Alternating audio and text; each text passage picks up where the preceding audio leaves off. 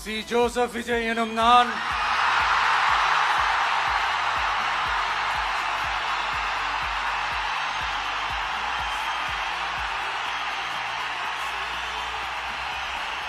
சட்டப்படி அமைக்கப்பெற்ற இந்திய அரசியல் அமைப்பின்பால் உண்மையான நம்பிக்கையும் மாறா பற்றும் கொண்டிருப்பேன் என்றும் இந்திய நாட்டின் ஒப்பில்லாத முழு முதல் ஆட்சியையும் ஒருமையையும் நிலை நிறுத்துவேன் என்றும் தமிழ்நாட்டு அரசின் முதலமைச்சராக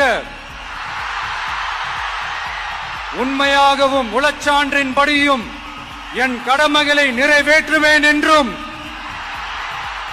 அரசியல் அமைப்பிற்கும் சட்டத்திற்கும் இணங்க அச்சமும் ஒருதலை சார்பும் இன்றி விருப்பு வெறுப்பை விலக்கி பலதரப்பட்ட மக்கள் அனைவருக்கும் நேர்மையானதை செய்வேன் என்றும் ஆண்டவன் மீது ஆணையிட்டு உறுதிமொழிகிறேன்.